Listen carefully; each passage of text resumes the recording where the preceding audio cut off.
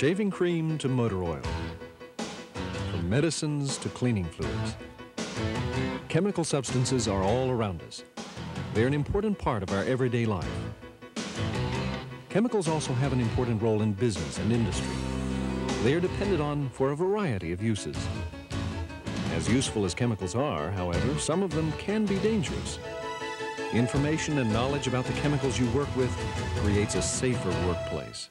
Because when information on the hazards of chemicals are known, the potential dangers are recognized, and safety is ensured by taking the proper protective measures.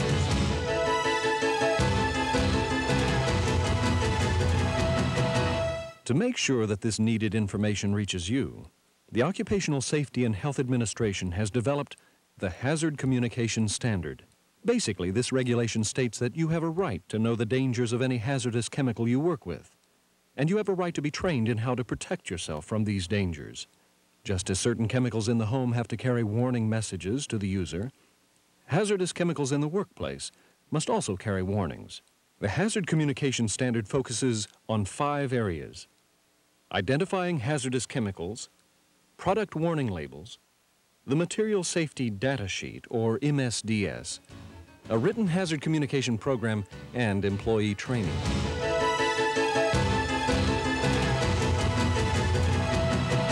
The first step in protecting workers is to find out which materials are dangerous. There are 2 types of chemical hazards: physical hazards and health hazards. Some chemicals are both. Physical hazards can act outside the body to produce a dangerous situation. For example, chemicals that are flammable or explosive are physical hazards. Health hazards are substances that can cause health damage. They can be either acute or chronic. Acute health hazards do their damage rapidly as a result of short-term exposure. Poisoning and chemical burns are acute health hazards. Chronic health hazards affect the body slowly through long-term exposure. Some chronic health problems that have been linked to certain chemicals are cancer and heart damage. It is up to chemical manufacturers and importers to identify the hazards of any substance they produce or bring into the country.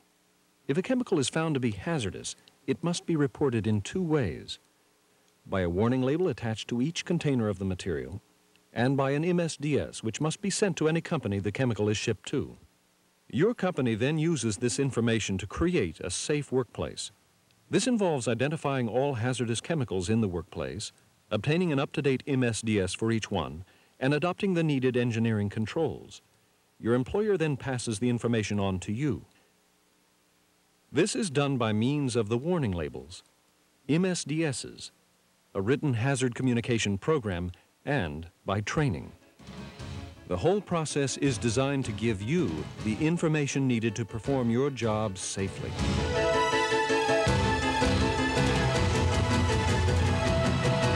Warning labels tell the worker that a chemical is hazardous.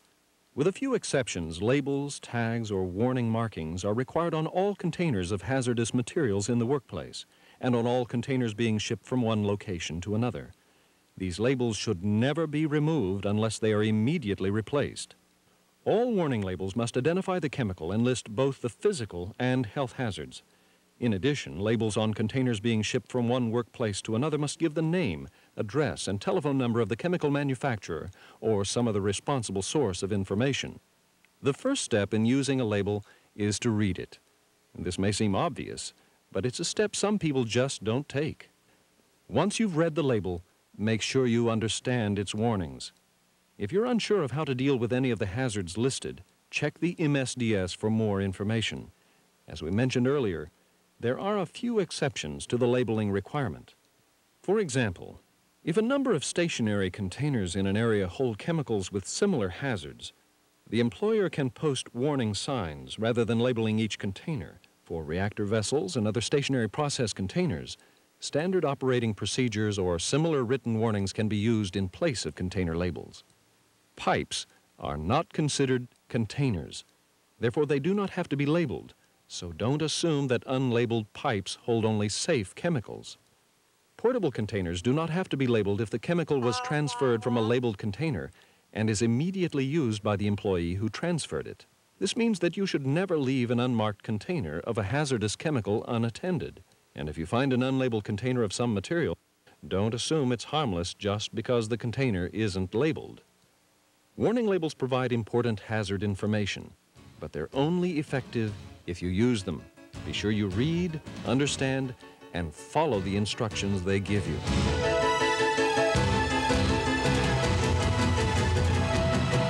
The MSDS gives your company the detailed knowledge they need to implement safe work practices, and it provides you with the information you need to handle hazardous chemicals safely. Your company has an MSDS for every hazardous chemical in the workplace. These forms are kept in the area where each hazardous material is used. First of all, the MSDS gives the name of the chemical. If you have two MSDSs for the same chemical, use the one with the most complete information. The name, address, and phone number of the manufacturer is given in case you have general questions about the chemical. There will also be emergency numbers for immediate information about dealing with specific chemical hazards. These numbers may put you in touch with the manufacturer or with Chemtrec, the Emergency Response Service of the Chemical Manufacturers Association. Each MSDS gives the date of the last revision. This tells you how up-to-date the information is. The MSDS must identify the substance by its chemical name and common names. This is usually done in the first section of the form, which may also contain other information about the material's identity. For example, the MSDS for methanol tells us that this product is also known as methyl alcohol, wood alcohol, and carbonol, to name a few. If the chemical identity is a trade secret, the manufacturer can withhold this information, but he must still provide full data on the chemical's hazards and how to control them. For mixtures of chemicals, the MSDS must list any hazardous ingredients that are present in dangerous amounts. The MSDS for Orvis K liquid, for example, states that this product contains ethanol or ethyl alcohol, which is a combustible liquid. The form gives ethanol's threshold limit value, or TLV, and its permissible exposure limit, or PEL.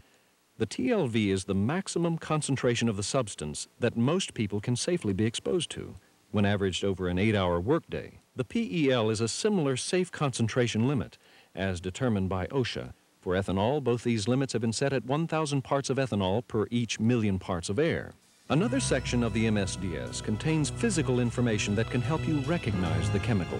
To see how this can be useful, let's look at a few items from the MSDS for chlorine. Chlorine is either a greenish-yellow gas or an amber liquid, and it has a strong odor. This can help you detect it if it is released. Chlorine's boiling point is minus 29.3 degrees Fahrenheit. So if liquid chlorine is spilled at normal temperatures, it will quickly start to boil or become gas. Chlorine's vapor density is greater than 1, which means that chlorine gas is heavier than air. So it will tend to collect in low-lying areas where it may build up dangerous concentrations. Each MSDS must explain the chemical's physical hazards. Most forms have one section for fire and explosion information and a separate section describing dangerous chemical reactions involving the material. The fire and explosion section will usually list the chemical's flash point, auto-ignition temperature, and flammability limits. Effective firefighting measures and any unusual fire or explosion hazards will also be given.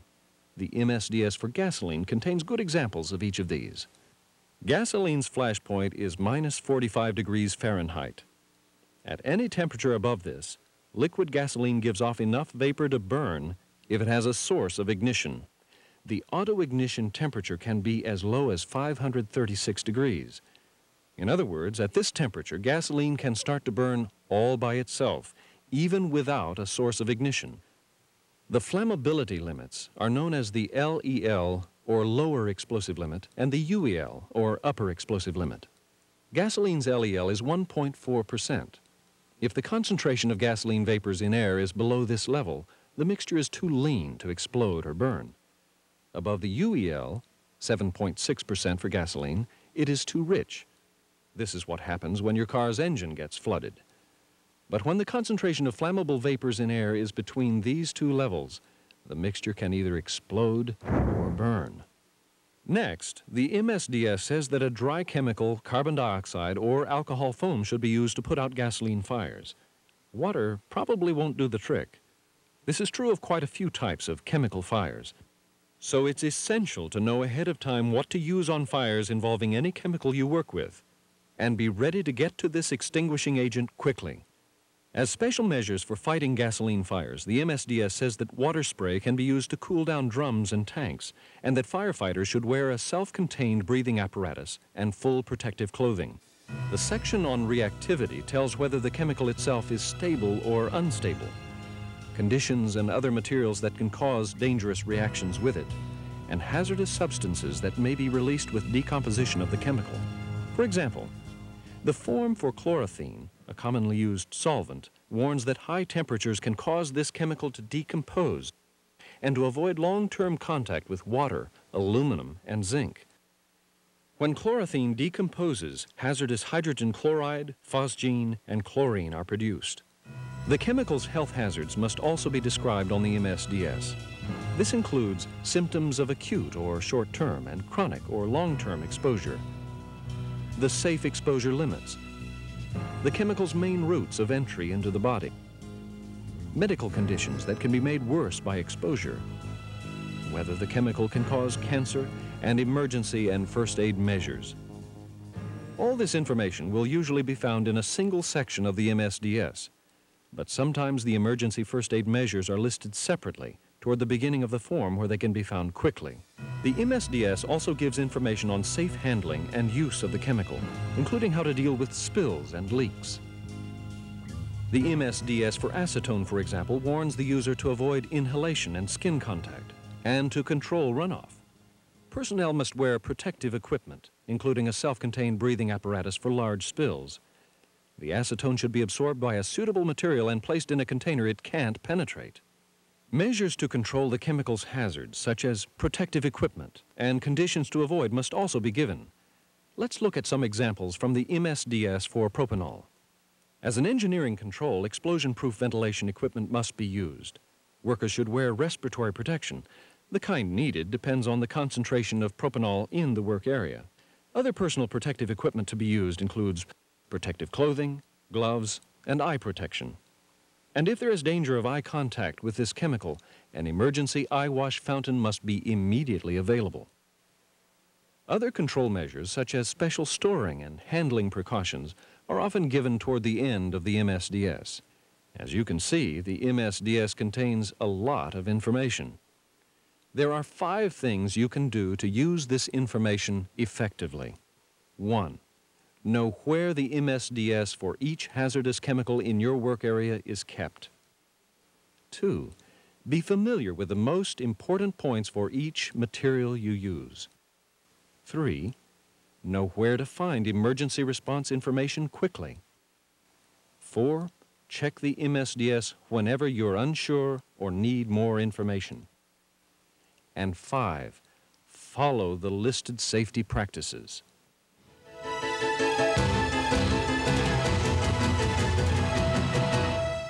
Since your company uses hazardous chemicals, it has formulated a written hazard communication program. It describes the hazards in the workplace and tells how the workers are to be informed of these hazards. The written program contains the following information: a list of all the hazardous chemicals in the workplace, how the required labels, MSDSs, and employee training will be provided, how your employer will inform you of hazards from unlabeled piping systems, and how workers will be told the hazards of non-routine tasks, such as cleaning reactor vessels.